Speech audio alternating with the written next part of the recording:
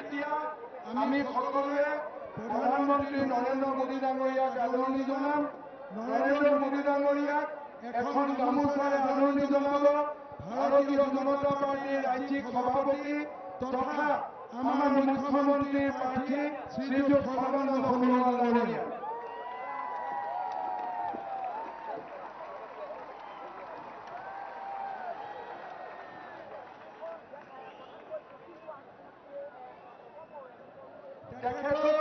Bodoland peoples ফ্ৰণ্টৰ সভাপতি হাগ্ৰামা মহিলাৰী ডাঙৰীয়ায়ো সম্বৰ্ধনা জনাব।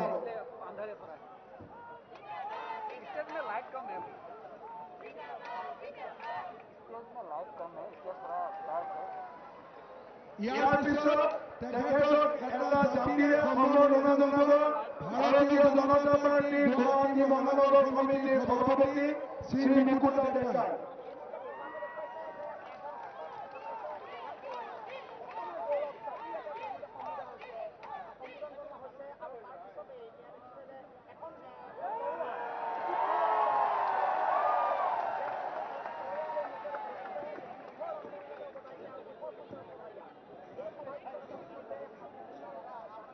তেখেতক আমি এখন চেলেঞ্জ চাদৰ হেংদাং আৰু এখন প্ৰতিচ্ছবিৰে আমি তেখেতক সম্বৰ্ধনা জনাইছোঁ।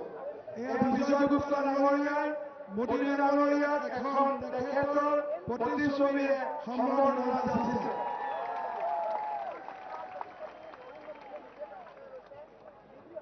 ৰাজ্যিক মহিলা মৰ্চাৰ ফালৰ পৰাও তেখেতক সম্বৰ্ধনা যাচিছে।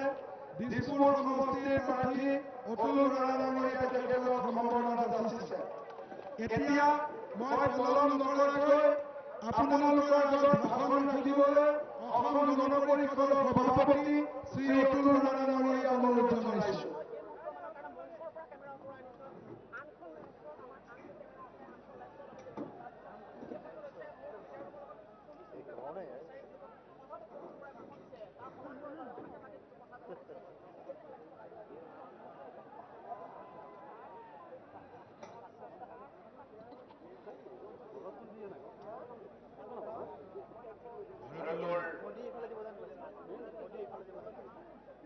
সম্মানীয় প্রধানমন্ত্রী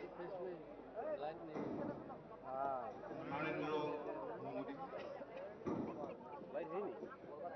आपको तो 21 फिर भी डिग्री है। नागालैंडर मुख्यमंत्री तेलियां डांगरिया, अरुणाचल प्रदेशर मुख्यमंत्री डांगरिया, सम्मानीय केंद्रीय मंत्रीসকল, भारतीय जनता पार्टी राज्यिक सभापति सम्मानीय सर्बानंद सोनोवाल डांगरिया, श्रद्धेय रामलाल जी, रामनाथ जी সন্মানীয় মঞ্চত উপবিষ্ট সন্মানীয় ব্যক্তিসকল আৰু মোৰ অতি শ্ৰদ্ধাৰ আজি সভাত সমবেত ৰাইজ, মই আগতীয়াকৈ সমূহ ৰাইজলৈ ৰঙালী বিহুৰ উলহ আৰু নতুন বছৰৰ শুভেচ্ছা জনাইছোঁ। নিৰ্বাচনৰ পিছতে দ্বিতীয় পৰ্যায়ৰ নিৰ্বাচন সমাপ্ত হোৱাৰ পিছতে বিহু আহিব আৰু আমি সকলোৱে লগ লাগি এবাৰ খুব ভালকৈ বিহু পাতিম। এইকাৰণে পাতিম যে এই নিৰ্বাচনে অসমত কংগ্ৰেছক উৎখাত কৰিব অসমৰ মাটিৰ পৰা। অসমৰ মাটিৰ পৰা এবাৰ কংগ্ৰেছ উৎখাত হ'ব। আজি মই চকুৰ আগত যি দেখিছোঁ অজস্ৰ জনসমাগম আৰু এয়া জনসমুদ্ৰত পৰিণত হৈছে। জনসমুদ্ৰ মানে জনতাৰ সাগৰ। শ্ৰদ্ধেয় ৰাইজ, কিয় হৈছে? এয়া কিহৰ জোৱাৰ? এয়া হৈছে জোৱাৰ, এয়া পৰিৱৰ্তনৰ জোৱাৰ। এয়া কিহৰ জোৱাৰ? পৰিৱৰ্তনৰ জোৱাৰ। যোৱা 4 তাৰিখে যি পৰিৱৰ্তনৰ জোৱাৰ উজনিৰ পৰা আৰম্ভ হৈছে, বৰাক উপত্যকাৰ পৰা আৰম্ভ হৈছে, উত্তৰ পাৰত আৰম্ভ হৈছে আৰু এই জোৱাৰ পূৰ্ণাংগ ৰূপ পাব 11 তাৰিখে দ্বিতীয় পৰ্যায়ৰ নিৰ্বাচনত। প্ৰথম পৰ্যায়ৰ জোৱাৰত কংগ্ৰেছ সংসদটো পৰিণত হৈছে কাৰণ 65টা সমষ্টি হৈ গৈছে আৰু এই 65টা সমষ্টিত বাকী আছে আৰু এই 65টা সমষ্টিত নিশ্চয় নামনীয় সমৰাইজে কংগ্ৰেছক ধূলিসাৎ কৰিব So the rise কংগ্ৰেছৰ বিদায় বেলা কাৰণ তৰুণ গগৈ ডাঙৰীয়াই কিছুদিনৰ আগতে কেবিনেট মিটিং পাতি সিদ্ধান্ত লৈছে যে প্ৰাক্তন মুখ্যমন্ত্ৰীসকলে আজীৱন কেবিনেট মৰ্যাদা লাভ কৰিব এটো কিয় ললে গগৈ ডাঙৰীয়াই জানিছে যে 2001 পৰা এতিয়ালৈকে তেওঁৰ চৰকাৰখনে জনসাধাৰণৰ কাম কৰা নাই জনস্বাৰ্থৰ ফালে পিঠি দিছে ব্যাপক দুৰ্নীতি ভ্ৰষ্টাচাৰ সংঘটিত হৈছে প্ৰশাসনৰ সকলো স্তৰতে আৰু ৰাজ্যখনৰ জ্বলন্ত সমস্যাসমূহ সমাধান কৰিব পৰা নাই বিৰোধী নাগৰিকৰ অবাধ প্ৰৱৰ্তনে আজি খিলঞ্জীয়াৰ অস্তিত্বৰ সংকট সৃষ্টি কৰিছে আকাশলংঘী মূল্যবৃদ্ধিয়ে জনজীৱন বিপৰ্যস্ত কৰিছে দুখীয়া মানুহে দুবেলা দুমুঠি খাই জীয়াই থাকিবলৈ টান হৈছে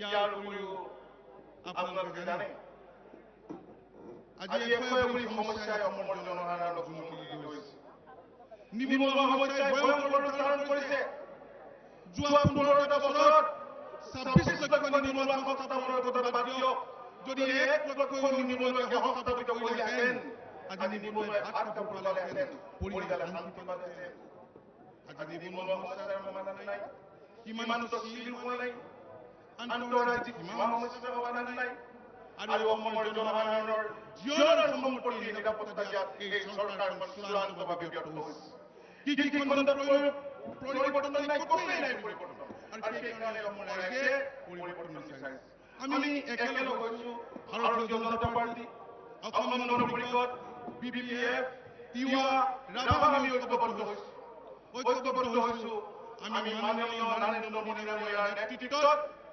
আমি ঐক্যবদ্ধ হৈছো আৰু এটা পৰিৱৰ্তন বিচাৰিছো যোৱা 2টা বছৰ নৰেন্দ্ৰ মোদী ডাঙৰীয়াই দেশলৈ পৰিৱৰ্তন আনিছে আটাইতকৈ ডাঙৰ কথাটো হৈছে যে দুৰ্নীতি প্ৰতিৰোধ কৰিছে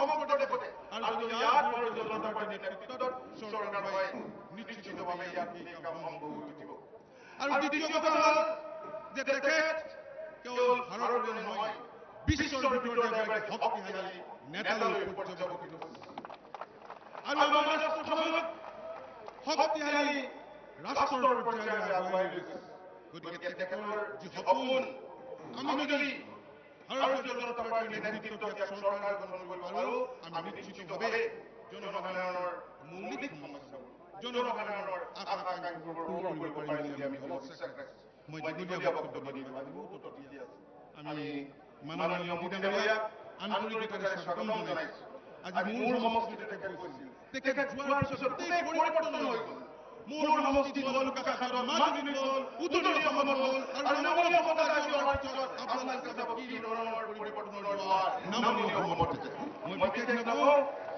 মই ইয়াকে কৈ সকলোকে নমস্কাৰ জনাই মোৰ বক্তব্য সামৰণি মাৰিছোঁ ধন্যবাদ জয় অসম জয় Hind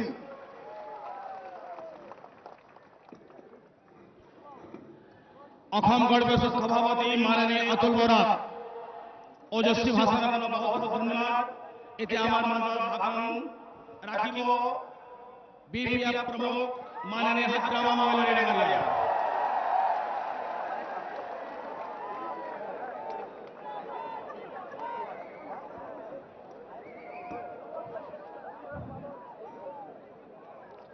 Honorable Prime Minister of India Narendra Modi ji और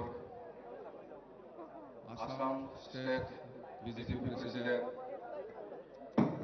और केंद्रीय मंत्री सर्बानंद सोनोवाल जी और अरुणाचल का चीफ मिनिस्टर सम्मानीय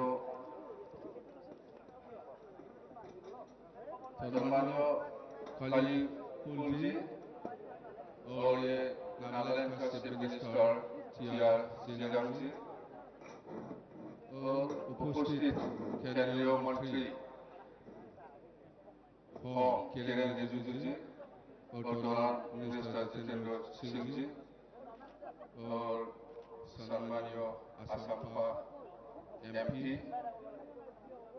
और असम का प्राक्तन मंत्री डॉक्टर हिमंत बिश्व शर्मा जी और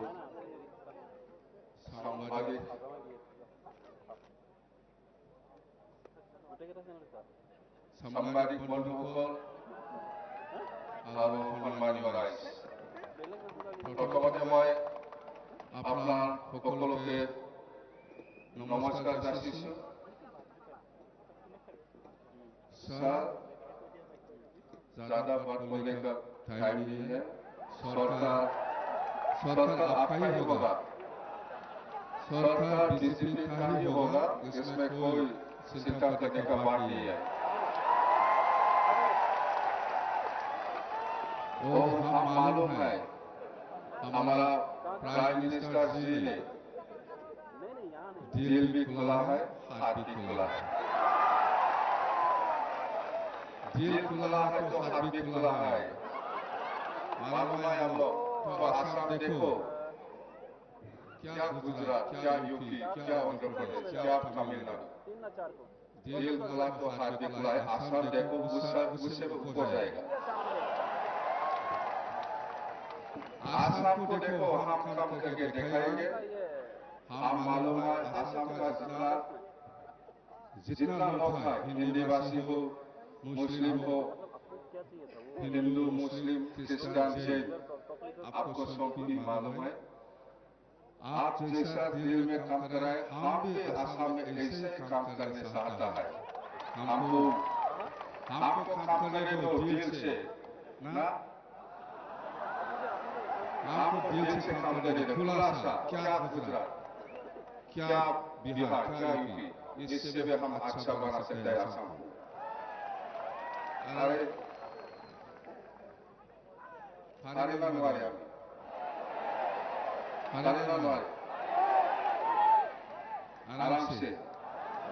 आराम से करे।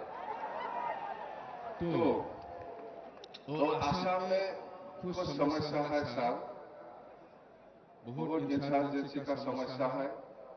उसको भारत सरकार ने पूरा दायित्व लेके समाधान करना है।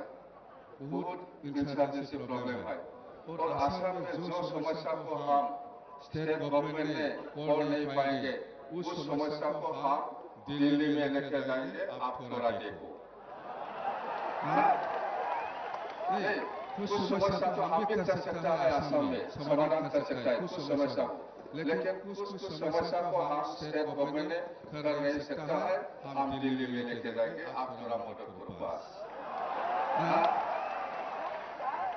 ऐसे ही करना है, गिव एंड टेक ना। हम सॉरी ঠিক আছে, আমার মোদী ডাঙৰীয়াজী বহুত কথা ক'ব আপোনালোকক। আমাৰ অসমত যিকোনো সমস্যাৰ ক্ষেত্ৰত আপোনালোকে চাই থাকক, আমি বহুত কাম কৰিম, পৰিৱৰ্তন আনিম। চাই থাকক অসমত। এনে আমি মুখেদি এনে প্ৰচাৰ চলোৱা নাই। মুখেদি যি কথা কৈছে এই কামটো কৰি পেলাই দেখুৱাই দিম আমি। এই কামটো আমি কৰি পেলাই দেখুৱাই দিম। আমি প্ৰচাৰ অভিযানত কি কি কৈছে আপোনালোকে মনত আছে না নাই? যেতিয়া নিৰ্বাচনৰ প্ৰচাৰ কৰিছিল, অহাকালিলৈকে আৰু একদিন আছে। যদি মনত নাই, মই অহাকালি 3-4টা প্ৰগ্ৰাম আছে, তাতে ভালকে শুনি লবি। যিটো কথা কৈছে এনেকুৱা কাম কৰি দিম। বাছ টিমটো আমাৰ ঠিকে আছে এইবাৰ। আমার টিমটো সব ঠিকে আছে, কৰি পেলাই দেখুৱাই দিম 5 বছৰ চাই থাকিম কি হয়। ধন্যবাদ থাকিল আমাৰ প্ৰাইম মিনিষ্টাৰ যি আছে, বহুত কথা ক'ব। আপোনালোকে ভালকৈ শুনি লওক, সেইখিনিকে কৈ মই বিদায় লৈছোঁ। থেংক ইউ ভেৰি মাছ। बहुत बहुत धन्यवाद माननीय बीपीएफ प्रमुख हाग्रामा मल्लिक डांगरिया। এতিয়া আমাৰ সম্বৰ্ধনা ভাষণ ৰাখিব ভাৰতীয় জনতা পাৰ্টীৰ অসম প্ৰদেশ ৰাজ্যিক সভাপতি और हमारे युवा नेता माननीय सर्बानंद सोनोवाल डांगरिया।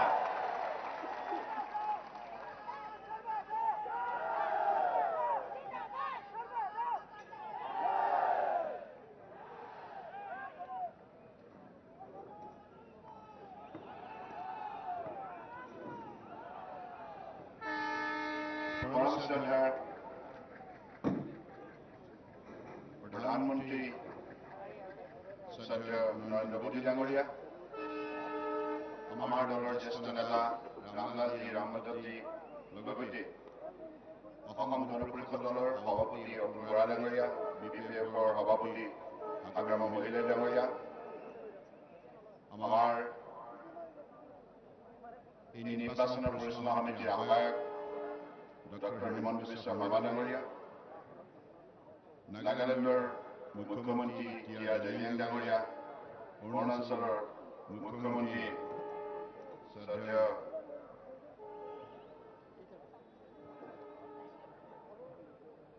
কাপুৰ ডাঙৰীয়া, কেন্দ্ৰীয় মন্ত্ৰী কিৰেণ ৰিজিজু ডাঙৰীয়া, জিতেন্দ্ৰ সিং ডাঙৰীয়া, জ্যেষ্ঠ নেতা অৰ্জুন মেঘৱাল ডাঙৰীয়াৰ লগতে আজি মঞ্চত উপস্থিত থকা মাননীয় সাংসদসকল, আগন্তুক নিৰ্বাচনৰ প্ৰাৰ্থীসকল, পৰমশ্ৰদ্ধেয় ৰাইজ আৰু স্থানীয় সাংবাদিক বন্ধুসকল, জয় জয়তে আজি সভাখনত সমবেত হোৱা আপোনালোক সকলোলৈ আমি আমাৰ আন্তৰিক শুভেচ্ছা আৰু শ্ৰদ্ধা জ্ঞাপন কৰিছোঁ আৰু সমবেত সমগ্ৰ ৰাইজ এছ'চিয়েশ্যনৰ মূৰ দোৱাই আপোনালোক সকলোৰে আমি আশীৰ্বাদ বিচাৰিছোঁ, সহযোগিতাৰ বাবে প্ৰাৰ্থনা জনাইছোঁ। পৰমশ্ৰদ্ধেয় ৰাইজ, মই দীঘলীয়া বক্তব্য নিদিওঁ, কাৰণ আজি আমাৰ সকলোৱে অতি মৰমৰ আদৰৰ নৰেন্দ্ৰ মোদী ডাঙৰীয়া আমাৰ মাজত উপস্থিত আছে। তেখেতৰ বক্তব্য শুনিবৰ বাবে আপোনালোকে অধিক আগ্ৰহ হৈ ৰৈ আছে। কেৱল মই থিয় হৈছোঁ আগন্তুক দিনত পৰিৱৰ্তনৰ বাবে আপোনালোক সকলোৱে যেন আমাক সহায় কৰে, আশীৰ্বাদ দিয়ে, কাৰণ ৰাইজৰ আশীৰ্বাদৰ অবিহনে, সহযোগিতাৰ অবিহনে পৰিৱৰ্তন সম্ভৱ নহয়। আগন্তুক ৰঙালী বিহুৰ সমবেত সমগ্ৰ ৰাইজলৈ আন্তৰিক শুভেচ্ছা জ্ঞাপন কৰিছোঁ। মই আশা ৰাখিছোঁ অসমীয়া নতুন বছৰে প্ৰতিগৰাকী ব্যক্তিৰ জীৱনলৈ সুখ শান্তি সমৃদ্ধি অনুভৱ কৰি তুলিব। ঈশ্বৰৰ ওচৰত সকলোৰে মংগলময় কামনা কৰিছোঁ। পৰমশ্ৰদ্ধেয় ৰাইজ, এইবাৰ বৰাক ব্ৰহ্মপুত্ৰ উপত্যকাৰ ৰাইজে ঐক্যবদ্ধ প্ৰচেষ্টাৰে অসমৰ ভৱিষ্যত গঢ় দিয়াৰ নিমিত্তে উঠি অহা প্ৰজন্মক এটা শক্তিশালী ভৱিষ্যতৰ গৰাকী কৰি তুলিবৰ নিমিত্তে আৰু অসমখনক অবৈধ দখলৰ পৰা উদ্ধাৰ কৰিবৰ নিমিত্তে পৰিৱৰ্তনৰ স্বাৰ্থত ঐক্যবদ্ধ প্ৰচেষ্টাৰে স্বতঃস্ফূৰ্তভাৱে আগবাঢ়ি আহিছে। অসমীয়া, মাৰোৱাৰী, বিহাৰী, বঙালী, পঞ্জাবী, নেপালী, হিন্দু, মুছলমান, খ্ৰীষ্টান, বুদ্ধিষ্ট, জৈন, শিখ, পাহাৰ ভৈয়ামত বসবাস কৰা বিভিন্ন জাতি জনগোষ্ঠী জনজাতি সকলোৱে এইবাৰ ঐক্যবদ্ধ প্ৰচেষ্টাৰে চাউল চুকাফাৰ আদৰ্শৰে মিলিত প্ৰচেষ্টাৰে অসমখনৰ মৰ্যাদা, মান সন্মান, স্বাভিমান ৰক্ষা কৰাৰ নিমিত্তে এইবাৰ হাত উজান দিছে। গতিকে মই বিশ্বাস ৰাখিছোঁ যে আগন্তুক দিনত অসমৰ ৰাইজে যেনেধৰণে অসমখন চাব বিচাৰিছে ভাৰতবৰ্ষৰ বুকুত, বিশ্বৰ বুকুত, তেনেধৰণৰ এখন শক্তিশালী অসম নিৰ্মাণ কৰাৰ নিমিত্তে আমি নিশ্চিতভাৱে ঐক্যবদ্ধ প্ৰচেষ্টাৰে আগবাঢ়ি যাব পাৰিম। কাৰণ স্বাধীনতা যোৱা ৬৮ বছৰৰ ভিতৰত কংগ্ৰেছে অধিককাল সময় কেন্দ্ৰীয় ৰাজ্যত শাসনভাৰ চলালে, কিন্তু কংগ্ৰেছৰ শাসনকালত অসমখনক কংগ্ৰেছ দলটোৱে মৰ্যাদা দিব নোৱাৰিলে, নিৰাপত্তা দিব নোৱাৰিলে, উন্নয়নৰ দিশত আগুৱাই নিব নোৱাৰিলে। গতিকে সেইবাবে ৰাইজে পৰিৱৰ্তন বিচাৰিছে। ভাৰতীয় জনতা পাৰ্টীৰ নেতৃত্বত ভাৰতবৰ্ষৰ বুকুত যিবিলাক ৰাজ্য চৰকাৰ পৰিচালিত হৈছে, প্ৰতিখন ৰাজ্য চৰকাৰৰ উন্নতিৰ জখলাত দুপে দুপে বগাবলৈ সক্ষম হৈছে। গতিকে সেইবাবে অসমৰ ৰাইজৰ মনলৈ এই বিশ্বাস উপজিছে যে মাননীয় প্ৰধানমন্ত্ৰী নৰেন্দ্ৰ মোদী ডাঙৰীয়াৰ নেতৃত্বত নিশ্চিতভাৱে আগন্তুক দিনত অসমে প্ৰাণ পাই উঠিব আৰু অসমেও উন্নতিৰ জখলাত বগাবলৈ সক্ষম হ'ব আৰু যি লক্ষ্য ভাৰতীয় জনতা পাৰ্টী স্থিৰ কৰিছে, এ ফৰ আছাম, অৰ্থাৎ অসমেই ভাৰতবৰ্ষৰ বুকুত প্ৰথম স্থান দখল কৰিবলৈ সক্ষম হ'ব। এই লক্ষ্যৰে আমি আপোনালোক সকলোৱে সহযোগিতা প্ৰাৰ্থনা জনাই মই বিশ্বাস ৰাখিছোঁ 11 এপ্ৰিল তাৰিখে আপোনালোক সকলোৱে শতকৰা 100% লোকে ভোটদান প্ৰক্ৰিয়াত অংশগ্ৰহণ কৰি আমাৰ মিত্ৰজোঁটৰ প্ৰাৰ্থীসকলক আপোনালোকে জয়যুক্ত কৰাওক। তাৰ বাবে আপোনালোক সকলোৰে ঈশ্বৰৰ সহযোগিতা প্ৰাৰ্থনা জনাই মোৰ বক্তব্য সামৰিলোঁ। ধন্যবাদ। জয় আই অসম। ভাৰত মাতা কি, ভাৰত মাতা কি, ভাৰত মাতা কি। बहुत बहुत धन्यवाद माननीय सर्वानंद सोनोवाल डांगरिया। এতিয়া আমাৰ মাজত माननीय प्रधानमंत्री जी से जिस खड़ी और जिस क्षण का इंतजार था, विश्व गुरु महान भारत के जनप्रिय नेता, लोकप्रिय नेता, विश्व प्रेम नेता, श्रद्धा और प्रेम के शिखर पुरुष माननीय प्रधानमंत्री भारत सरकार माननीय नरेंद्र मोदी जी का जोरदार तालियों से स्वागत। तो भारत माता की, नरेंद्र मोदी की, नरेंद्र मोदी की, नरेंद्र मोदी की।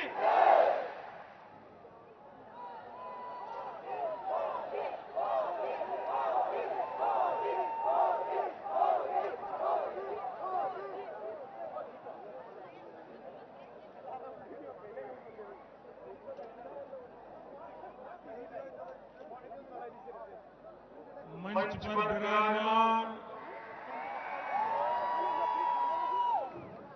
असम के भावी मुख्यमंत्री श्रीमान सर्बानंद सोनोवाल जी, नागालैंड के मुख्यमंत्री श्रीमान टी.आर. जोलियन जी, अरुणाचल प्रदेश के मुख्यमंत्री श्रीमान कलिखो पुल जी, बीटीसी के सीएम श्रीमान भगरामा महिलाए जी, केंद्र में मंत्रिपरिषद के मेरे साथी श्रीमान किरण रिजिजू जी, केंद्र में मंत्रिपरिषद के मेरे साथी डॉक्टर जितेंद्र सिंह जी, एजीपी के अध्यक्ष श्रीमान अतुल बोरा जी, जलुकबाड़ी विधानसभा क्षेत्र से उम्मीदवार डॉक्टर हेमंता बिश्वा शर्मा जी, सांसद श्रीमान अर्जुन मेघवाल जी, ईस्ट गुवाहाटी विधानसभा क्षेत्र से उम्मीदवार श्रीमान सिद्धार्थ भट्टाचार्य जी, वेस्ट गुवाहाटी विधानसभा क्षेत्र से उम्मीदवार रामेंद्र नारायण कलिता जी, सांसद श्रीमती विजय चक्रवर्ती जी, एनपीएफ नागालैंड के अध्यक्ष श्रीमान सुधोल चिली जी, दिसपुर विधानसभा क्षेत्र के उम्मीदवार वैसे अतुल बोरा जी, विधानसभा क्षेत्र के उम्मीदवार श्रीमान सुमन हरिप्रिया जी, सांसद और जो एक नया इतिहास बनाने वाले हैं ऐसे कामाख्या प्रसाद तासा जी, पारंपरिक विधानसभा क्षेत्र के उम्मीदवार श्रीमान प्रणब कलिता जी, सांसद श्रीमान रामेश्वर तेली जी, भाजपा के प्रदेश अध्यक्ष नागालैंड के श्रीमान विशासोली लुंगू जी, श्रीमान मुकुट डेगा जी, मनोज राम फुकन जी, विजय कुमार गुप्ता जी, अजय जामवाल जी, श्रीमान रंजीत दत्ता जी, श्रीमान धीरा तालुका जी, हमारे सांसद रमन डेगा जी, मंच पर विराजमान सभी वरिष्ठ महानुभाव और विशाल संख्या में पधारे हुए असम के मेरे प्यारे भाई और बहनों,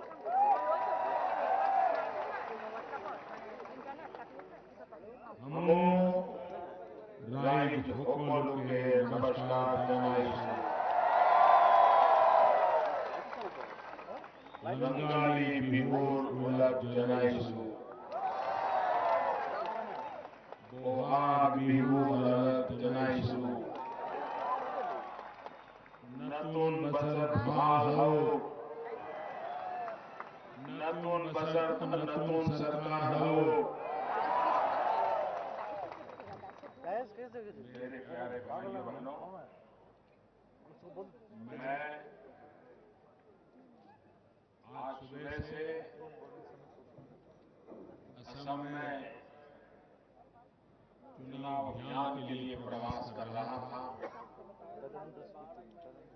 ये चौथी रैली है जिसे मुझे संबोधित करने का अवसर मिला है। आप सब भाइयों बहनों ने यहां आकर के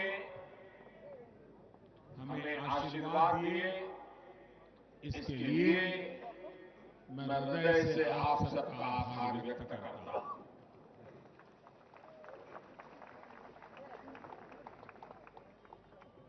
आज पूरा देश नव संवत्सर का नवरात्रि का उत्सव मना रहा है। आज नवरात्रि का पहला दिन है और ये मेरा सौभाग्य रहा कि नवरात्रि के प्रथम दिवस पर ही मुझे मां कामाख्या देवी के चरणों में जाकर के नमन करने का सौभाग्य मिला। हमारे देश में नवरात्रि हिंदुस्तान के सभी हिस्सों में मनाई जाती है। यह शक्ति साधना का पर्व माना जाता है,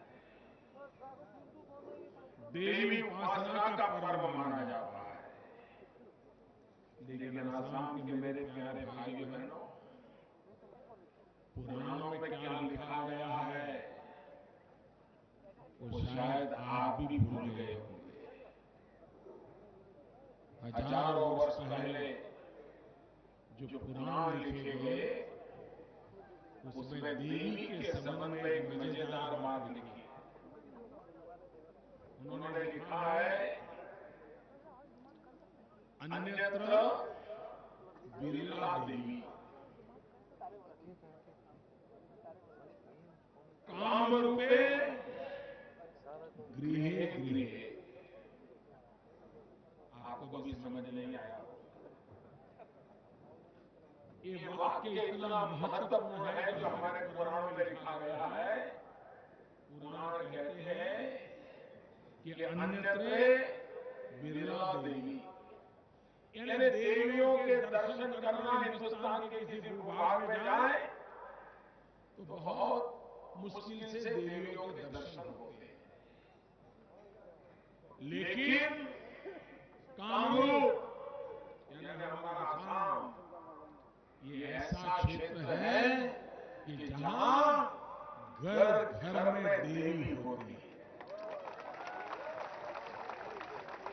काम रूपे गृहे गृहे। ये गौरवगान असम की माताओं बहनों का पुराणों में किया गया है।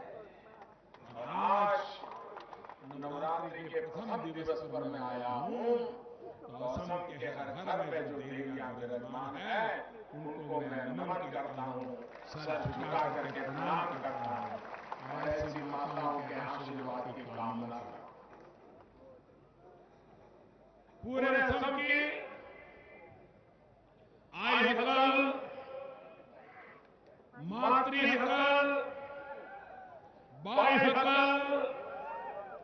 भौनी हकल, सबको मेरा कोटि कोटि प्रणाम।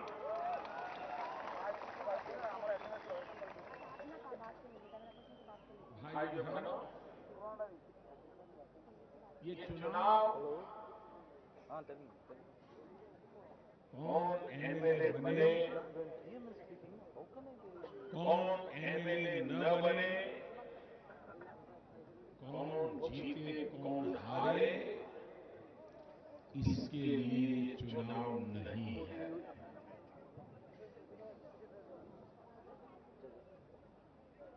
इस चुनाव कौन सी पार्टी सत्ता में आए या कौन सी पार्टी ना आए, कौन पार्टी जीते या कौन पार्टी हारे, इसके अरे वो लिए मच्छर नहीं चुनाव है, वो पूरा इंसेक्ट्स है यार। ये चुनाव तो अभी एक असम ही है का आपका, अब भविष्य एक क्या होगा उसका फैसला करने के लिए चुनाव है मेरे भाई। इस चुनाव में आप जब बटन दबाओगे इडियट्स हैं तब आपकी उंगली सीधे दू हेलो आपका भविष्य तय करने वाली है। पुराने जमाने में ज्योतिषी हस्तरेखा देखते थे, लेकिन आज असम की हस्तरेखा आपकी उंगलियों में है। आप असम का भविष्य तय करने वाले हैं, आप असम का भविष्य लिखने वाले हैं। हेलो आपको निर्णय करना है कि असम के युवकों का क्या होगा। आपको निर्णय करना है असम की माताओं बहनों की सुरक्षा का क्या होगा। आपको निर्णय करना है कि हमारा असम प्रगति की किन ऊंचाइयों को प्राप्त करे। भाइयों बहनों, देश जब आजाद हुआ तब हिंदुस्तान के जो पहले 5 राज्य थे जो अच्छे माने जाते थे, सुखी माने जाते थे, संतुष्ट माने जाते थे, समृद्ध माने जाते थे, संपन्न माने जाते थे, उन पहले 5 राज्यों में एक नाम था हमारा आसाम।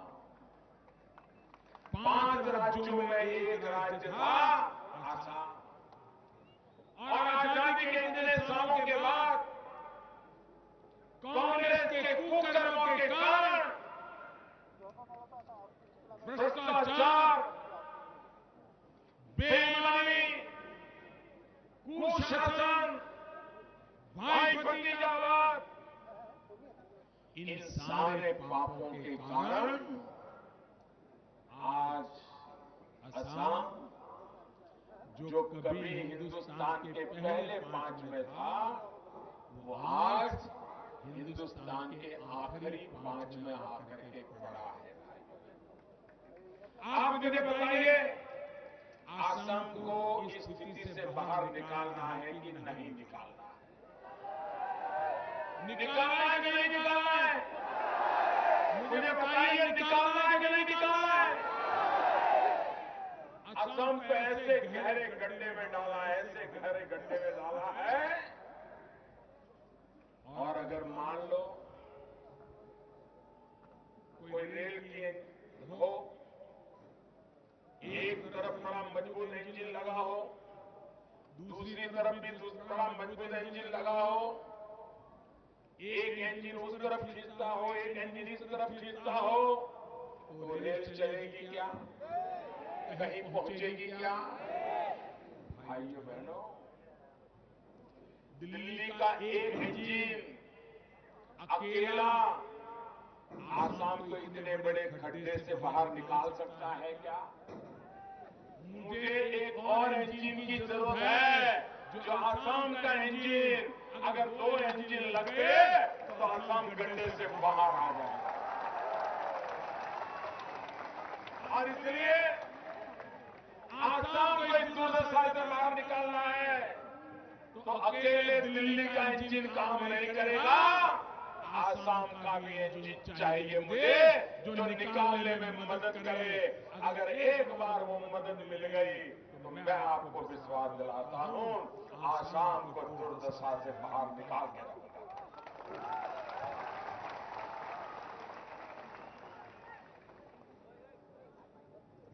पहले चरण का मतदान हो गया,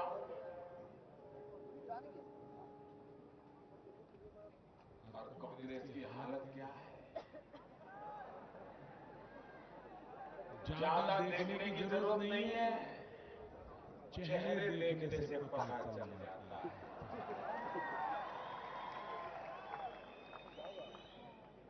पहले चरण के मतदान के बाद हमारे बुजुर्ग नेता, यहाँ के वयोवृद्ध मुख्यमंत्री, उनका चेहरा मुरझा गया है, उनकी हंसी चली गई,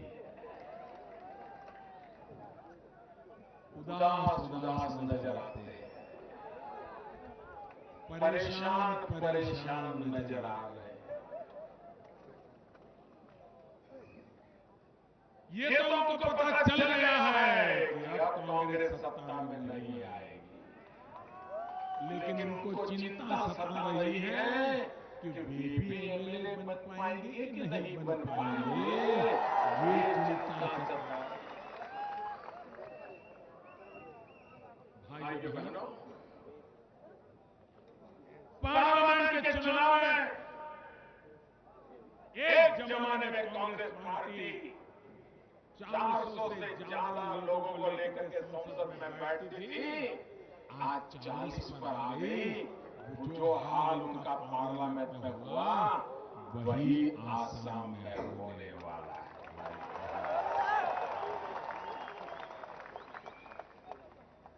आप मुझे बताइए, पहले चरण में दिल्ली से किसी नेता को नहीं बुलाते थे, उनको लगता था कि भले उम्र हो गई लेकिन मैं गाड़ी चला लूंगा, मेरा बेटा साथ है, काम कर लूंगा। लेकिन जब पहले चरण में मतपेटियों में जनता के मिजाज के दर्शन होने लगे, तो दूसरे चरण में दिल्ली को हाथ पैर जोड़कर कहा, अरे आओ बचाओ, आओ बचाओ, आओ बचाओ, आओ बचाओ। और पूरी दिल्ली की फौज उनको बचाने के लिए मैदान में आई है। अरे मेरे बुजुर्ग आदरणीय मुख्यमंत्री जी, जो दिल्ली नहीं बचा पाए वो आपको बचा पाएंगे क्या? जो खुद को नहीं बचा पाए वो आपको क्या बचाएंगे? भाइयों बहनों, देश की जनता, असम की जनता कांग्रेस के कुकर्मों से तंग आ चुकी है। कभी कभार मैं तो समझ सकता हूं कि एक आध अच्छा काम रह जाए, लेकिन भाइयों बहनों, हर विषय में आसाम पिछड़ता ही चला जाए, पिछड़ता ही चला जाए, तो आसाम को कौन बचाएगा मेरे भाई? कौन? और इसलिए आज मैं आपके आशीर्वाद मांगने आया हूं कि हिंदुस्तान को आगे बढ़ाना है। आसाम को आगे बढ़े बिना हिंदुस्तान आगे नहीं बढ़ सकता। अगर आसाम पीछे रह गया तो हिंदुस्तान आगे नहीं जा सकता है। और मेरा तो सपना है, A for Assam, A for Assam.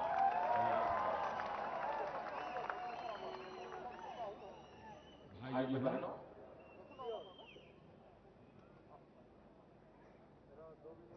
क्या हालत करके रखी है। कैसी सरकार चलाई है, हैरान हूं, कैसी सरकार चलाई है। और 15 साल तक, और आप भी मेरे आसाम के लोग इतने भले हो, इतने प्यारे हो कि जब देते हो तो दिल खोल करके दे देते। 15 साल तक आपने पूछा तक नहीं उनको, देते गए, उनकी झोली भरते गए। आपकी झोली खाली हो गई तब आपको पता चला, अरे यार ये तो लुट गए।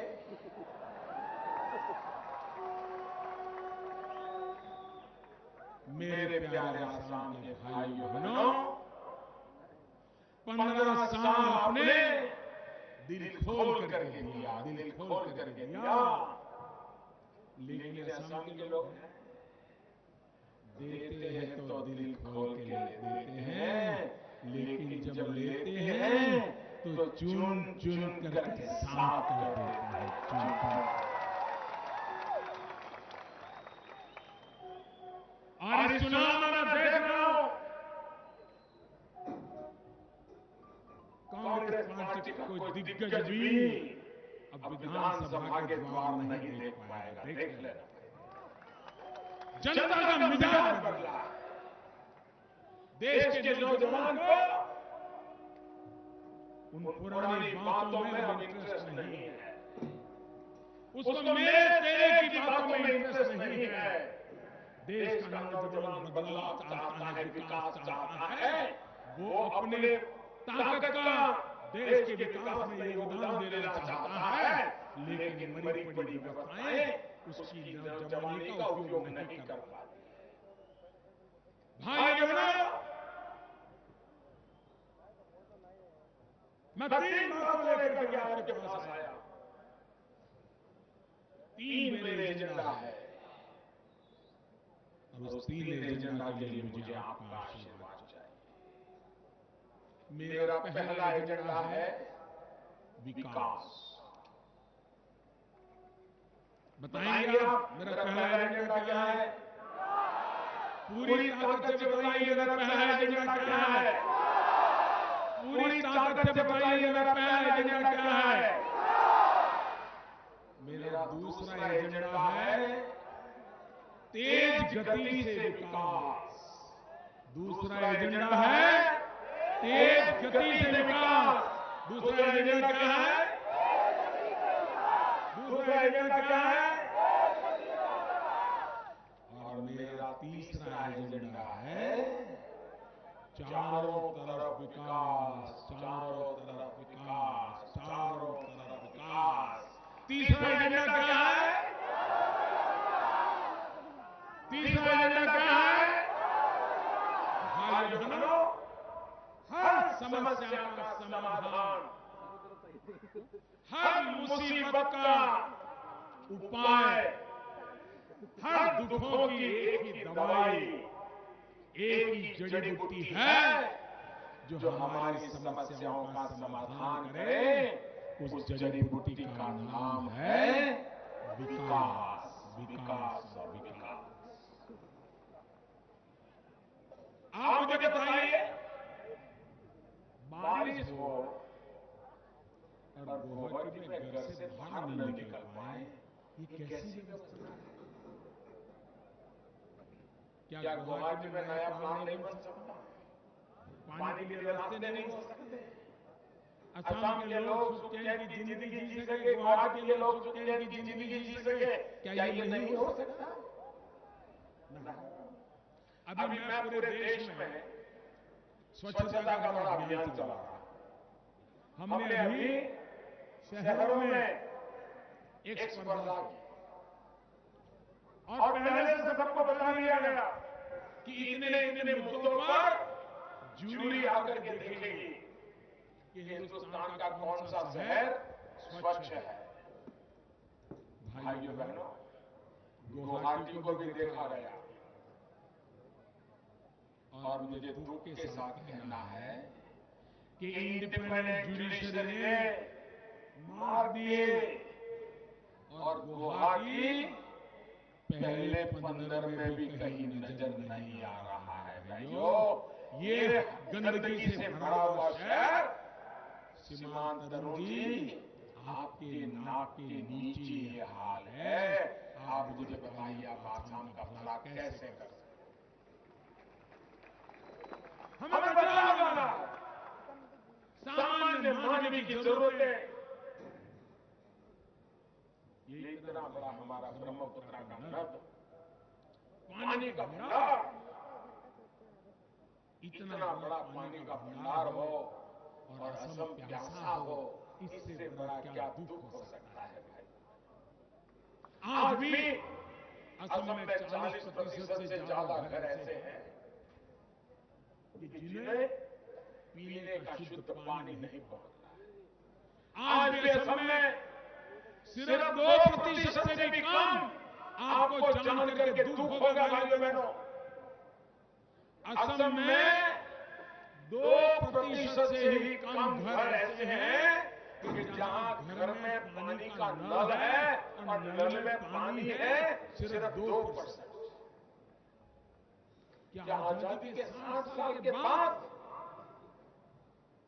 ये हालत करके रखी आपने? आपको हैरानी होगी। मुझे बताइए भाइयों बहनों, ये सरकार किसके लिए होती है? अमीरों के लिए होती है? मुझे बताइए, सरकार अमीरों के लिए होती है क्या? सरकार गरीबों के लिए होनी चाहिए, नहीं होनी चाहिए? सरकार गरीबों के लिए होनी चाहिए, नहीं होनी चाहिए? अरे अमीर तो बीमार हो जाएगा तो दुनिया भर के डॉक्टर उसके घर के आकर दरवाजे पे आके खड़े हो जाएंगे। गरीब बीमार होगा उसको तो सरकारी अस्पताल जाना पड़ेगा, तब बेचारा ठीक होगा। अमीर के बच्चों को पढ़ना है तो दुनिया भर के टीचर आकर के उसके घर में कतार पकड़ खड़े हो जाएंगे। अमीर के बच्चे की पढ़ाई होगी, गरीब के बच्चे को पढ़ना है तो सरकारी स्कूल में पढ़ना है। सरकारी स्कूल अच्छी होनी चाहिए, तब गरीब का बच्चा पढ़ सकता है। अमीर को यहाँ गुवाहाटी से निकल करके दिल्ली जाना है तो उसको तो हवाई जहाज खुद का होगा वो लेकर पड़ेगा, या हवाई जहाज का टिकट लेकर के जाएगा। गरीब को जाना है तो उसको तो बेचारे को बस को या ट्रेन के अंदर जगह लेनी पड़ेगी। सरकार की व्यवस्था होगी तब वो बेचारा दिल्ली पहुंचेगा। और इसलिए सरकार गरीबों के लिए होती है, सरकार गरीबों के लिए होनी चाहिए। लेकिन कांग्रेस पार्टी जब चुनाव आता है उस समय वो हाथ में माला लेकर के पूजा करना शुरू कर देती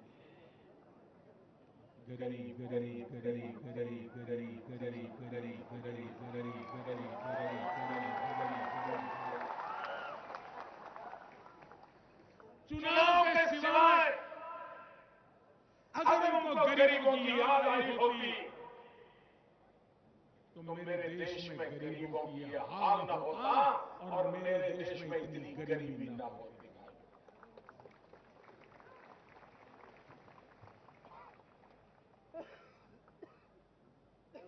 भारत सरकार ने असम सरकार को गरीबों के लिए घर बनाने के लिए 1.25 लाख घर बनाने के लिए रुपये दिए। कितने घर? कितने घर का बोलोगे आगे आपको? कितने घर? 1.25 लाख घर। किसके लिए? किसके लिए? गरीबों के। और ये सरकार पैसे बैंक में जमा पड़े हैं, दिल्ली सरकार की तिजोरी से रुपये आ रहे हैं, लेकिन 30,000 से ज्यादा मकान नहीं बना पाए भाइयों बहनों। गरीब फुटपाथ पर पड़ा है, पैसे तिजोरी में सड़ रहे हैं, सरकार सोई पड़ी है। भाइयों बहनों, ये गरीबों के लिए कुछ करने के लिए उनसे कोई आशा की जा सकती है क्या? और इसलिए मैं कहता हूं भाई, सरकार गरीबों के लिए होनी चाहिए। आप मुझे बताइए, आज के युग में ये बिजली ये अमीरों की अमानत है कि गरीबों को भी बिजली चाहिए कि नहीं चाहिए? गरीब के घर में ये लट्टू चलना चाहिए कि नहीं चलना चाहिए? उसके बच्चों को पढ़ना है तो बिजली मिलनी चाहिए नहीं मिलनी चाहिए? आजादी के 60 साल के बाद ये चीजें पीड़ा करती है, हृदय को पीड़ा करती है। आजादी के 60 साल के बाद ऊपर भी कांग्रेस की सरकार रही, नीचे भी कांग्रेस की सरकार रही, गांव गली मोहल्ले में भी कांग्रेस की सरकार रही। उसके बावजूद भी असम में 40% घर ऐसे हैं, 40% जहां आज भी बिजली नहीं जाती है। मेरे भाइयों बहनों, आज भी बिजली नहीं जाती।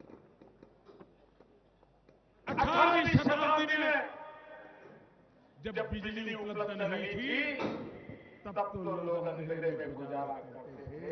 21वीं सदी में मेरे आसाम के भाई बहन बिना बिजली को जिंदगी काटे, इससे बड़ी शर्मिंदगी क्या हो सकती है मेरे भाई। मैं जब सरकार में आया तो मैंने एक अफसरों की मीटिंग बुलाई। मैंने पूछा, मैंने कहा भाई बताओ कितने गांव हैं जहां अभी तक बिजली नहीं पहुंची है, खंभा नहीं पहुंचा है, तार नहीं लगा है। तो अफसरों ने कहा कि मुझे तो हिसाब लगाना पड़ेगा, जरा जानकारी लानी पड़ेगी, हमारे पास जानकारी नहीं है। मैंने कहा ठीक है, बताओ कितने दिन में लाओगे? तो बोले साहब 1 महीना तो लग जाएगा। जानकारी लाने में 1 महीना? मैंने कहा 1 महीने तक मेरे पास समय नहीं है, हम अगले सोमवार को बैठेंगे, 7 दिन के बाद आप सारी जानकारी लेकर के आओ किस किस गांव में बिजली नहीं है। भाइयों बहनों, सरकारी अफसरों ने मुझे बताया 18,000 गांव ऐसे हैं हिंदुस्तान में जहां पर बिजली नहीं है। फिर मैंने राज्यवार देखा, मैं हैरान था। 18,000 गांवों में बिजली नहीं थी, उसमें करीब करीब 3,000 गांव अकेले आसाम के थे। आसाम के थे। मैंने अफसरों को कहा कि बताओ भाई कितने दिन में खंभे लगेंगे, तार लगेंगे, बिजली पहुंचेगी, कितना समय लगेगा? उन्होंने मुझे कहा साहब 5 साल 7 तो लग जाएंगे। मैंने कहा भाई मैं यहाँ आराम करने के लिए नहीं आया, मैं तो मजदूर नंबर 1 हूँ। मुझे मजदूरी करनी है और मजदूरी करवानी भी है। 5-7 साल तक मेरे देश के गांव अंधेरे में रहे, मैं सो नहीं सकता। और मैंने एक दिन लाल किले पर से बोल दिया। मैंने कहा 15 अगस्त को लाल किले पर से 1000 दिन में 18,000 गांव में बिजली पहुंचा दूंगा। अब अफसर दौड़ने लगे, अफसर दौड़ने लगे। जो 5 साल 7 की बातें करते थे, मैं आपको विश्वास दिलाता हूं 1,000 से भी कम समय में ये 18,000 गांव में बिजली पहुंच जाए। पिछले 3-4 महीने से काम चल रहा है। आपके आसाम में करीब करीब 3,000 गांव, 2800 से ऊपर कुछ गांव है, वहां बिजली नहीं है। इतने दिनों में 900 से ज्यादा गांव में बिजली पहुंच गई मेरे भाई बहनों, पहुंच गई और बाकी गांव में भी पहुंच जाएगी, ये मैं आपको विश्वास दिलाना है। क्यों? क्योंकि गरीबों के लिए सरकार का काम होता है। गांव को बड़ा बनाना, गांव को आगे लाना, इसके लिए काम करना होता है। लेकिन भाई बहन, ये 15 साल के काम का हिसाब नहीं दे रहे। प्रधानमंत्री यहां से थे, 10 साल तक असम के प्रतिनिधि थे, उसका भी हिसाब नहीं दे रहे। अपने काम का तो हिसाब नहीं दे रहे, मोदी का हिसाब मांग रहे। मोदी अरे जरा लोगों को ये तो बताना था कि आपने आसाम के लिए क्या किया। हमारे पूर्व प्रधानमंत्री जी आए थे, उन्होंने भाषण किया, उन्होंने कहा जुबान से ज्यादा काम बोलता है। श्रीमान मनमोहन सिंह जी, आपकी बात से मैं 100% सहमत हूं। जुबान से ज्यादा काम बोलता है। 2014 के चुनाव में हमने कहा था कि कोयले में लाखों करोड़ों रुपए का भ्रष्टाचार हुआ है, कोयला लूट लिया गया है, देश की तिजोरी पर लूट चलाई गई है। हम सरकार में आए, हम कुछ नहीं बोले, लेकिन हमारा काम बोल रहा है कि पिछले हफ्ते कोयले की चोरी करने वाले दो लोगों को सजा हो गई, अब वो जेल के सलाखों के पीछे चले गए। काम बोलता है नहीं बोलता है, काम बोलता है नहीं बोलता है। और कोई भी बीमारी है मनमोहन सिंह जी, एक के बाद एक काम बोलेगा, काम बोलेगा। जेलों की दीवारें बोलेगी कि जिन्होंने देश को लूटा है, जेल की दीवारों से सिसकी की आवाज आने वाली है। अब काम बोलना शुरू। भाइयों बहनों, आप मुझे बताइए,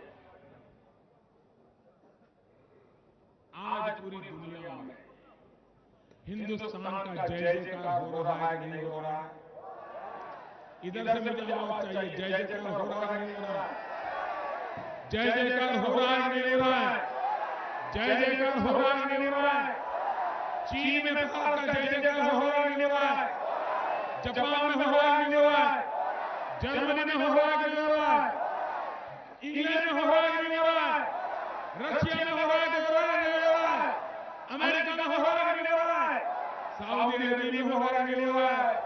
दुबई में हो रहा है कि नहीं हो रहा है? क्यों हो रहा है? ये जय जयकार क्यों हो रहा है? ये भारत का जय जयकार क्यों हो रहा है? भारत का जय जयकार दुनिया में क्यों हो रहा है? मोदी के कारण नहीं हो रहा है भाइयों। ये जय जयकार आपके कारण हो रहा है, आपके कारण हो रहा है। 125 करोड़ हिंदुस्तानियों के कारण हो रहा है, क्योंकि आपने 30 साल के बाद दिल्ली में पूर्ण बहुमत वाली सरकार बिठाई, और उसके कारण मोदी जब दुनिया के किसी भी नेता को मिलता है, उससे हाथ मिलाता है, कितना ही बड़ा नेता क्यों न हो, जब वो मोदी की तरफ देखता है ना, तो उसको मोदी नहीं दिखता है, 125 करोड़ हिंदुस्तानी दिखाई देते हैं। और तब जाकर के दुनिया में हिंदुस्तान का जय जयकार। मुझे बताइए भाई, आसाम का जय जयकार होना चाहिए कि नहीं होना चाहिए? ए फॉर आसाम होना चाहिए कि नहीं होना चाहिए? आसाम का आनंद सर्वानंद होना चाहिए कि नहीं होना चाहिए? भाई बहनों, मुझे बताइए, पूरा हिंदुस्तान आसाम का जय जयकार करे, ऐसा आप चाहते हैं? केरल में भी आसाम का जय जयकार होना चाहिए, गुजरात में भी होना चाहिए, उत्तर प्रदेश में भी होना चाहिए, दिल्ली में भी होना चाहिए, जम्मू कश्मीर में भी होना चाहिए, हिंदुस्तान के कोने कोने में होना चाहिए। तो फिर आपको भी पूर्ण बहुमत की सरकार बनानी पड़ेगी। अगर आधा अधूरा हुआ तो कुछ बिचौलिए इंतजार में बैठे हैं, वो गाना जप रहे हैं, हंग असेंबली हो जाए, हंग असेंबली हो जाए, किसी को बहुमत न मिले, ताकि इनकी बोली चले, उनकी बोली चले। भाइयों बहनों, आसाम के भाग्य की खातिर मैं आपसे प्रार्थना करता हूं, कतई आप आसाम में आधा अधूरा निर्णय मत करना। ये निर्णय कभी भी मत करना। आप जब भी निर्णय करें, पूर्ण बहुमत का निर्णय करें, ताकि आप सरकार से हिसाब मांग सकें। और ये रिमोट कंट्रोल से सरकारें चलती है ना, तो उस राज्य का तो बर्बादी हो जाती है। दिल्ली सरकार रिमोट कंट्रोल से चली 10 साल, क्या हाल हुआ देश का। पूर्ण बहुमत की सरकार बनाइए, बाहर से सरकार को नचाने वाले लोगों को मौका मत दीजिए। कोई जिम्मेवारी के बिना मौज करना जो चाहते हैं, उनको उनके घर रहने दीजिए, विधानसभा तक उनको मत आने दीजिए। और इसलिए आसाम का भाग्य बदलने के लिए पूर्ण बहुमत भारतीय जनता पार्टी उसके साथियों को सेवा करने का अवसर दीजिए। 14 अप्रैल को 14 अप्रैल को असम का नववर्ष है। मतदान के बाद नववर्ष का दिन आ रहा है। चुनाव इस वर्ष में हुआ, परिणाम नववर्ष में आएगा। भाइयों बहनों, नया साल, नया संकल्प, नई सरकार, नया आसमान।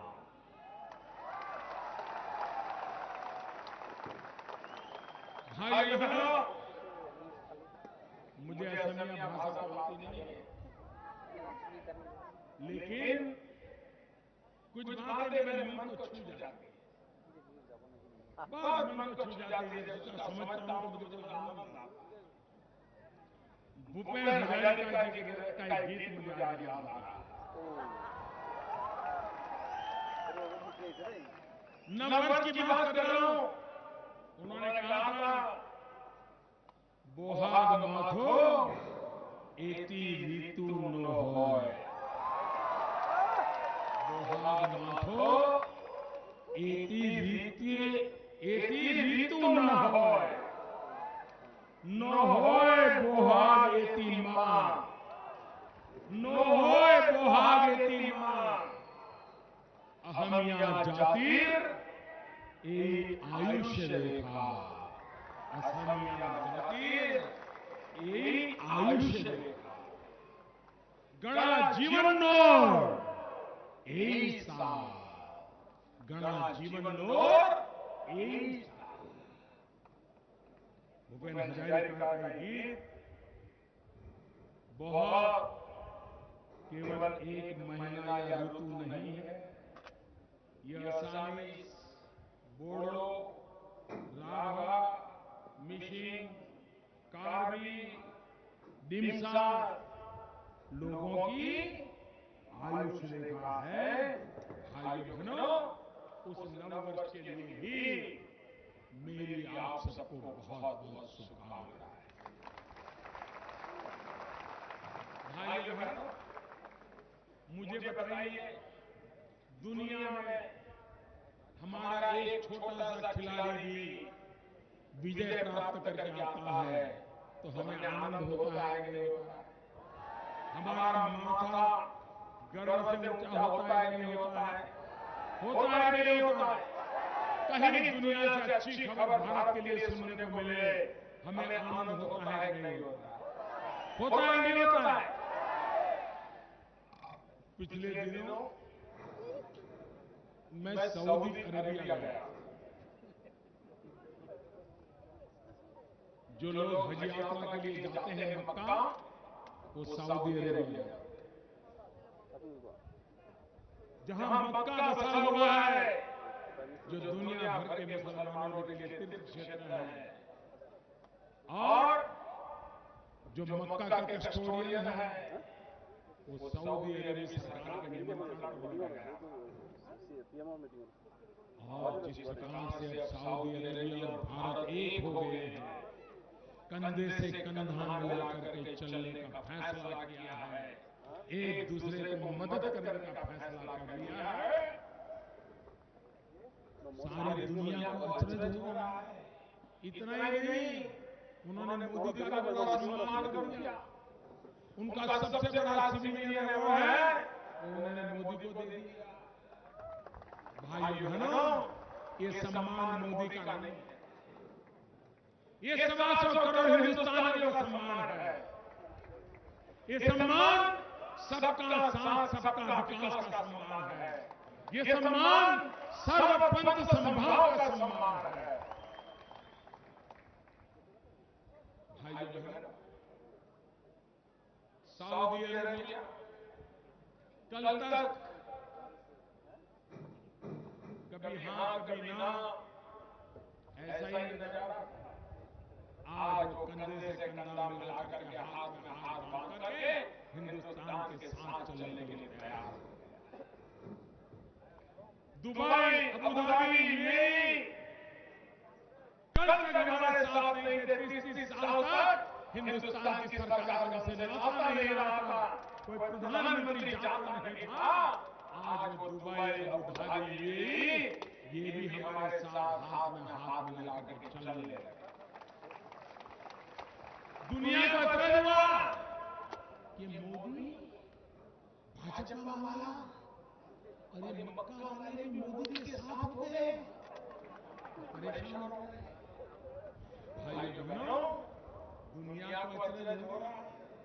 दुनिया के किसी देश को भारत की ये दोस्ती के कारण बुखार आता हो तो मैं समझ सकता हूं, उनकी नींद हराम हो गई हो ये भी समझ सकता हूं।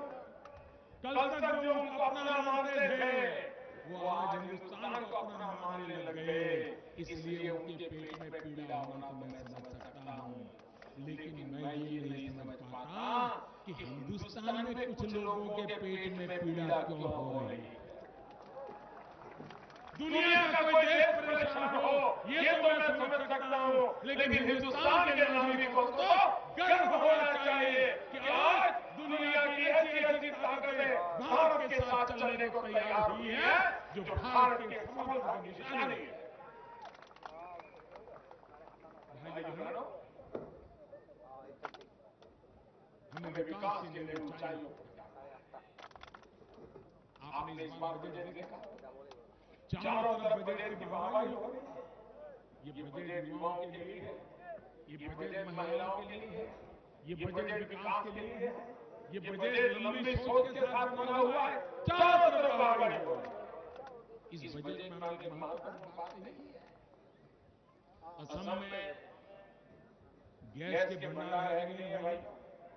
मुझे बताइए, असम में गैस के भंडार है कि नहीं है कि नहीं है? सालों से है कि नहीं है? गैस जल रहा है कि नहीं जल रहा है? लेकिन आपको अगर सिलेंडर चाहिए तो मिलता है क्या? सिलेंडर नया चाहिए तो कनेक्शन मिलता है क्या? नेताओं के घर जाना पड़ता है, चिट्ठी लिखवानी पड़ती है, और कभी घर मेहमान आए हो, सिलेंडर का कनेक्शन हो और गैस खत्म हो गया, तत्काल गैस की जरूरत हो और गैस वालों को बोलो तो क्या कहता है, आज नहीं मिलेगा। आज चाहिए तो फिर कुछ आरती प्रसाद चढ़ाना पड़ेगा। यही कारोबार चला। भाइयों बहनों, हमारे देश में गरीब को गैस का सिलेंडर वो तो बेचारा कभी सोच नहीं सकता। हमारा गरीब ये कभी सोच नहीं सकता कि बैंक में उसका अकाउंट हो सकता है। हमारा गरीब कभी सोच नहीं सकता कि उसका कभी बीमा हो सकता है। ये सरकार गरीब का बीमा उठा रही है, ये सरकार गरीब का बैंक में अकाउंट खोल रही है, ये सरकार गरीब को बैंक से पैसे दे रही है, ये सरकार गरीब के घर में गैस का सिलेंडर दे रही है। पिछले एक साल में आजादी के बाद पहली बार एक साल में 1 करोड़ सिलेंडर दिए हो, ये पहली बार हुआ है भाइयों। 1 करोड़ नए परिवारों को गैस का कनेक्शन देने का काम इस सरकार ने 1 साल में किया। और ये गैस के सिलेंडर गरीब को जा रहे हैं, अमीरों को तो पहले वाली सरकार दे के चली गई, उनको गरीबों की याद नहीं आई। भाइयों बहनों, मैंने तय किया मुझे मेरी गरीब माताओं को मदद करनी है। आज गरीब मां घर में परिवार के लिए खाना पकाती है, लकड़ी का चूल्हा जलाती है, तो लकड़ी का चूल्हा जलाने के कारण जो धुआं होता है, एक दिन में खाना पकाने के कारण जो लकड़ी का धुआं होता है, गरीब मां के शरीर में 400 सिगरेट जितना धुआं उसके शरीर में जाता है। 400 सिगरेट एक दिन में 400 सिगरेट का धुआं मेरी गरीब मां के शरीर में जाए, उस मां की तबीयत का हाल क्या होगा? वो बीमार होगी कि नहीं होगी? बीमार होगी कि नहीं होगी? उसके बच्चे बीमार हो गए नहीं हो गए, पूरा परिवार बीमारी में फंसेगा नहीं फंसेगा। जंगल कटेंगे, लकड़ी निकलेगी, चूल्हे जलेंगे, धुआं निकलेगा, गरीब मरेगा। भाइयों बहनों, क्या इस गरीब का गैस के सिलेंडर पर हक हो सकता है कि नहीं हो सकता? ये सरकार ने हिम्मत की है, पिछले वर्ष 1 करोड़ को दे दिया, आने वाले 3 वर्ष में 5 करोड़ गरीब परिवार जिनके घर में लकड़ी का चूल्हा जलता है, उनको गैस का सिलेंडर दिया जाएगा, गैस का सिलेंडर दिया जाएगा। भाइयों बहनों, मैं उन गरीब माताओं को कहना चाहता हूं, मेरी उन गरीब माताएं झुग्गी झोपड़ी में रहती होगी, बचपन से लकड़ी वाले चूल्हे की धुएं से गुजरी होगी, बचपन में भी वही पाया होगा, जब मां बनी तो भी वही पाया होगा। मैं उन माताओं को कहता हूं, दिल्ली में तुम्हारा एक बेटा बैठा है।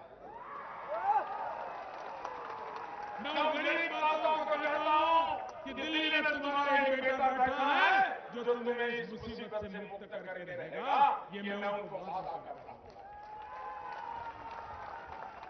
भाई बहनों, विकास यही एक मेरा मंत्र है, गरीबों के जीवन में बदलाव लाना यही मेरा मंत्र है। आप जानते हैं असम के गरीब शारदा चिट फंड के कारण का क्या हाल हुआ? शारदा चिट फंड ने उड़ीसा के गरीबों को मारा, बिहार के गरीबों को मारा, पश्चिम बंगाल के गरीबों को मारा, असम के गरीबों को भी मारा। असम के गरीबों ने शारदा चिट फंड में पैसे डाले थे, इसलिए कि उन पैसों से ब्याज मिलेगा, बेटी बड़ी होगी तो शादी करा देंगे, बेटा बड़ा होगा तो अच्छी जगह पे पढ़ने के लिए भेजेंगे, भविष्य में घर में एक नया कमरा बनाना होगा तो कमरा बना देंगे। बेचारे गरीब ने अपनी मेहनत की कमाई शारदा चिट फंड में डाल दी, लेकिन ये चिट फंड तो चीटर फंड निकला, गरीबों के पैसे लेकर के डूब गया। और पश्चिम बंगाल के नेता जेलों में सड़ रहे थे, जेलों में सड़ रहे थे। इसकी बू असम में भी आ रही है। गरीबों को पैसा वापस मिलना चाहिए, नहीं मिलना चाहिए? गरीबों को पैसा वापस मिलना चाहिए, नहीं मिलना चाहिए? भाइयों बहनों, अगर बैंकों के दरवाजे गरीबों के लिए खुले होते तो गरीब को कभी एक शारदा चिट फंड के दरवाजे पर नहीं जाना, लेकिन आपने गरीबों के लिए बैंकों के दरवाजे बंद रखे थे। ये सरकार आई, प्रधानमंत्री जन धन योजना आई, बैंकों के दरवाजे गरीबों के लिए खोल दिए, हर गरीब का बैंक में अकाउंट खुल गया, उसको रुपए कार्ड मिल गया, 2 लाख रुपए का बीमा मिल गया, उसके परिवार में कोई संकट आया तो 2 लाख रुपए का बीमा पैसा तुरंत मिल गया। भाइयों बहनों, उसको अब शारदा चिट फंड जैसे किसी चीटर के दरवाजे पर नहीं जाना पड़ेगा। ये काम ये सरकार ने किया। और इसलिए भाइयों बहनों, मैं चाहता हूं असम को डबल इंजन लगे, एक दिल्ली का इंजन और एक असम का सर्वानंद के नेतृत्व वाला इंजन लग जाए। देखते देखते असम भारत का इंजन,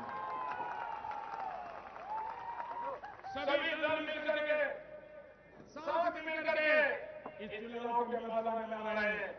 सब विकास के लिए समर्पित लोग हैं, अनुभवी लोग हैं। असम की शक्ल सूरत बदलने का संकल्प लेकर के आए हैं। मेरा आपसे आग्रह है, असम के भविष्य के लिए 5 साल के लिए पूर्ण बहुमत के साथ हमें अवसर दीजिए। आपके सपनों को पूरा करने के लिए हम कोई कसर नहीं छोड़ेंगे, मैं आपको वादा करता हूं। भारतीय जनता पार्टी को पूर्ण बहुमत से विजयी बनाइए। ये चुनाव की मेरी आखिरी सभा है। कल शाम को चुनाव प्रचार समाप्त हो जाएगा। 11 तारीख को आप बटन दबाएंगे, आपकी उंगली आसाम का भविष्य लिखेगी और मैं चुनाव नतीजे के बाद आपके यहाँ फिर गुवाहाटी आऊंगा, शपथ समारोह में आऊंगा और आपका धन्यवाद करूंगा। आपका धन्यवाद। आप सबने पूरे आसाम में जो प्यार दिया है, वो उस प्यार को ब्याज समेत लौटाऊंगा, विकास करके लौटाऊंगा। मेरे भाइयों बहनों, आसाम को नई ऊंचाइयों पर ले जाकर के आपने इतना प्यार दिया, इतनी बड़ी मात्रा में आया, मैं आपका बहुत बहुत आभारी हूं। मेरे साथ दोनों मुट्ठी बंद करके पूरी ताकत से बोलिए, सारे उम्मीदवार आगे आ जाए, सारे उम्मीदवार मेरे पास आ जाए, इधर को आ जाए सारे उम्मीदवार। भारत माता की आवाज पूरे आसाम में पहुंचनी चाहिए। भारत माता की, भारत माता की, भारत माता की, भारत माता की। बहुत बहुत धन्यवाद।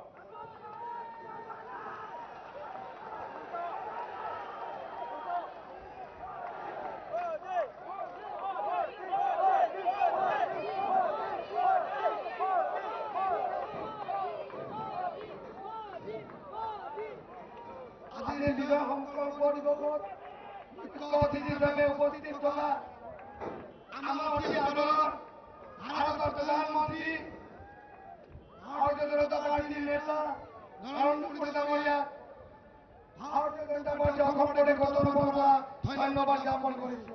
অৰুণাচল প্ৰদেশৰ মুখ্যমন্ত্ৰী, নাগালেণ্ডৰ মুখ্যমন্ত্ৰী ডাঙৰীয়াক ভাৰতীয় জনতা পাৰ্টী অসম প্ৰদেশ গঠনৰ পৰা আজিৰ এই সভাত উপস্থিত থকাৰ বাবে ধন্যবাদ জ্ঞাপন কৰিছো।